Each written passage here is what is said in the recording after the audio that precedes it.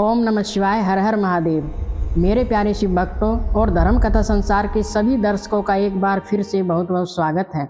आज की यह कथा केवल एक कहानी नहीं है, बल्कि हमारे और आपके जीवन के लिए बहुत बड़ी सीख है। हम अक्सर जीवन में थोड़ी सी सफलता पाते ही यह सोचने लगते हैं कि यह मैंने किया है, यह मेरी शक्ति है। लेकिन क्या वास्तव में वह शक्ति हमारी है या हम किसी और की डोर से बंधे हुए हैं?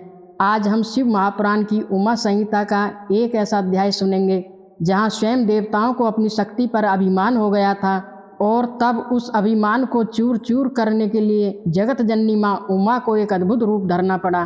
तो चलिए अपने मन को शिव और शक्ति के चरणों में एकाग्र करें और प्रेम से बोले हर हर महादेव।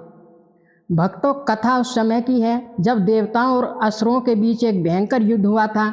यह युद्ध कोई साधारण युद्ध नहीं था। लंबे समय तक चले इस संघर्ष के बाद महामाया जगदम्बा की कृपा और उनके प्रभाव से देवताओं की जीत हो गई। असुर हार गए और जान बचाकर पाताल लोक में भाग गए।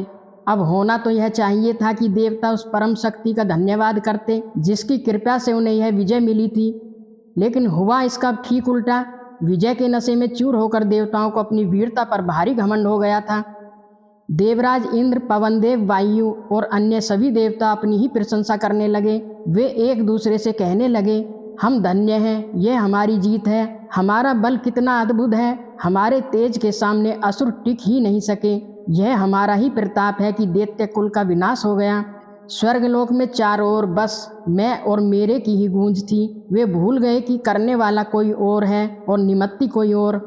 तभी उस समय उनके उस अभिमान को देखकर वहाँ अचानक एक महान तेज प्रकट हुआ। वह कोई साधारण प्रकाश नहीं था, वह एक ऐसा विशाल और अद्भुत तेज का पुंज था जिसे देवताओं ने पहले कभी नहीं देखा था।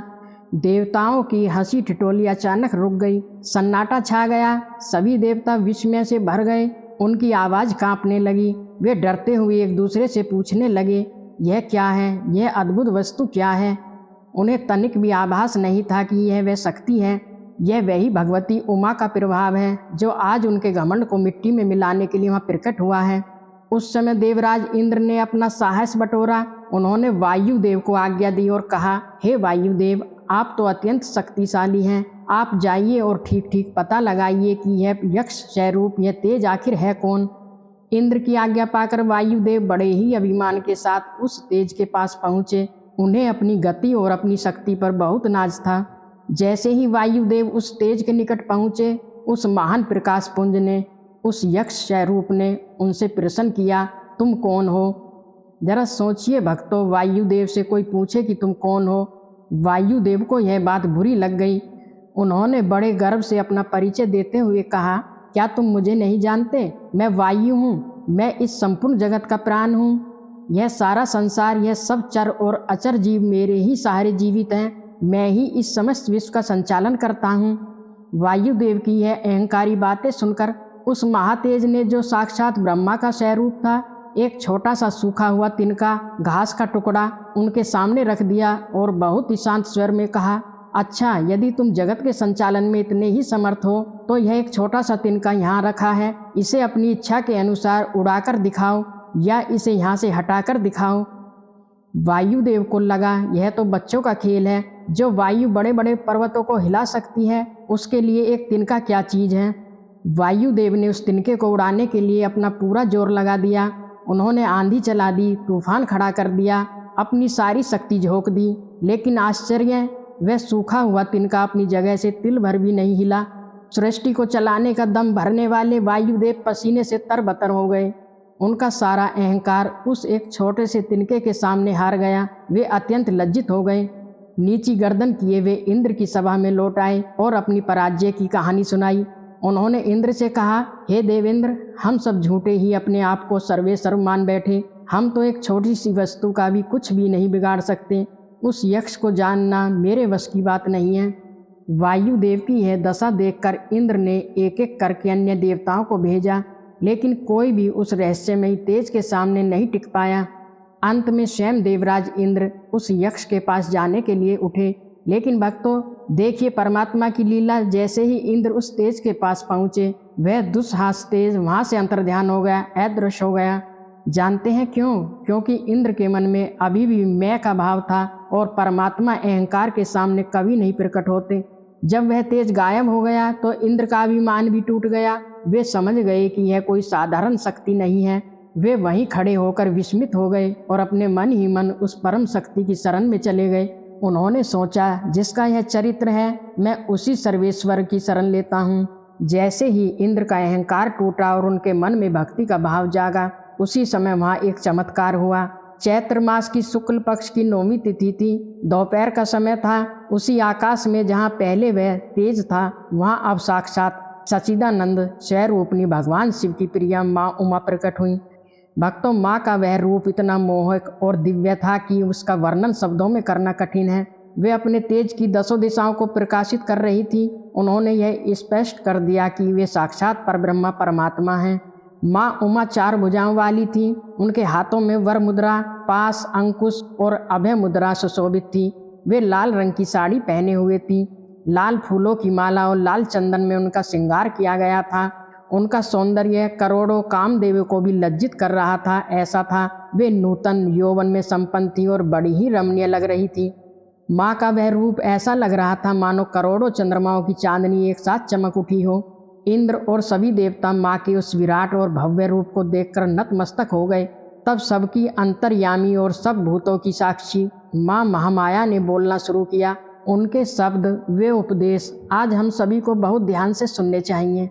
माँ उमा ने देवताओं को समझाते हुए कहा, हे देवताओं, तुम किस बात का घमंड कर रहे हो? मैं ही परब्रह्मा हूँ, मैं ही परम ज्योति हूँ। मुझसे भिन्न इस संसार में कोई दूसरा पदार्थ है ही नहीं। मैं निराकार हूँ, फिर भी साकार हूँ। मैं ही सभी तत्वों का रूप हूँ। मेरे गुण तर्क से परे हैं। मैं ही नित्य हूँ और मैं ही कार्य और कारण हूँ। कभी मैं स्त्री का रूप धारण करती हूँ तो कभी मैं पुरुष बन जाती हूँ। कभी मैं स्त्री और पुरुष दोनों एक साथ बनकर अर्धनारीश्वर के रूप में प्रकट होती हूँ। ब्रह्मा बनकर सृष्टि की रचना करने वाली मैं ही हूँ। विष्णु बनकर जगत का पालन करने वाली मैं ही हूँ और रुद्र बनकर संहार करने वाली भी मैं ही हूँ। इस संपूर्ण विश्व को मोह में डालने वाली महामाया भी मैं हूँ। माँ ने आगे कहा, काली, लक्ष्मी, सरस्वती और जितनी भी शक्तियाँ हैं, वे सब मेरे ही अंश से प्रकट हुई हैं। तुम लोग जो सोच रहे हो कि तुमने दैत्यों को हराया है, यह तुम्हारा भ्रम है। मेरे ही प्रभाव से तुम लोगों ने दैत्यों पर विजय पाई है। मुझे जाने बिना तुम व्यर्थ ही अपने आप को भगवान और स्वामी मान रहे हो। जैसे एक बाजीगर कठपुतली को नचाता है, वैसे ही मैं ईश्वरी समस्त प्राणियों को नचाती हूँ। भक्तों, देवी आगे कहती हैं, मेरे भय से ही हवा चलती है, मेरे भय से ही अग्निदेव जलाते हैं, मेरे भय से ही सूर्य चमकता है और मृत्यु अपना काम करती है। मैं सर्वथा स्वतंत्र हूँ। यह मेरी लीला है कि कभी मैं देवताओं को जीत दिलाती हूँ और कभी दैत्यों को। वेद जिस परम धाम का वर्णन करते हैं, वह मेरा ही रूप है।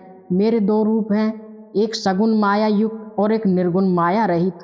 इसलिए हे देवताओं, इस सत्य को जानो और अपना यह झूठा गर्व छोड़ो। मेरी शरण में आओ और प्रेम पूर्वक मेरी आराधना करो। माँ के ये करुण भरे वचन सुनकर देवताओं की आंखें खुल गईं। उनका सारा अज्ञान अंधकार की तरह मिट गया। वे समझ गए कि वे तो केवल निमित्त मात्र हैं, असली शक्ति तो माँ उमा ही है। सभी देवताओं ने भक्तिभाव से मस्तक झुकाकर माँ से क्षमा मांगी। वे स्तुति करने लगे, हे जगदीश्वरी, हमें क्षमा करें। हे परमेश्वरी, प्रसन्न हो जाइए। हे माता, हम पर ऐसी कृपा कीजिए कि फिर कभी हमें ऐसा घमंड न हो। उस दिन के बाद से सभी देवताओं ने अपना गर्व त्याग दिया और एकाग्र चित्त होकर माँ उमा की आराधना में लग गए। सूत जी ने मुनियों से कहा, हे मुनियों, जो भी मनुष्य माँ उमा के इस प्रादुर्भाव की कथा को सुनता है, उसे परम गति की प्राप्ति होती है, उसका अज्ञान नष्ट हो जाता है। तो मेरे प्यारे दर्शकों, इस कथा से हमें क्या सीखने को मिलता है? भक्तों, सबसे बड़ी सीख यह है कि अहंकार ही हमारे पतन का कारण है। हम जीवन में थोड़ी सी सफलता पाते ही यह सोचने लगते हैं कि मैं बहुत बड़ा हूँ।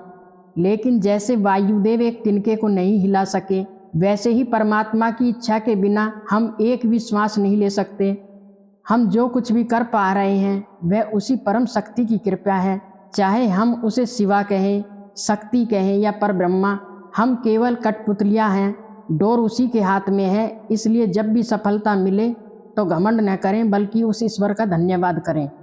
भक्तों, याद रखिए, जहाँ अहंकार है वहाँ ईश्वर नहीं है, और जहाँ ईश्वर है वहाँ अहंकार नहीं हो सकता।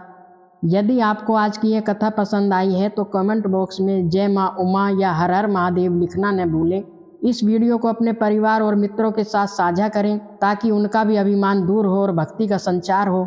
भक्तों, अगले वीडियो में हम शिव महापुराण का एक और अद्भुत प्रसंग लेकर आएंगे। तब तक के लिए हमारे चैनल धर्म कथा संसार के साथ बने रहें। चैनल को सब्सक्राइब करना न भूलें। आप सभी पर महादेव और माँ पार्वती की कृपा बनी रहे। तब तक के लिए ओम नमः शिवाय, हर हर महादेव।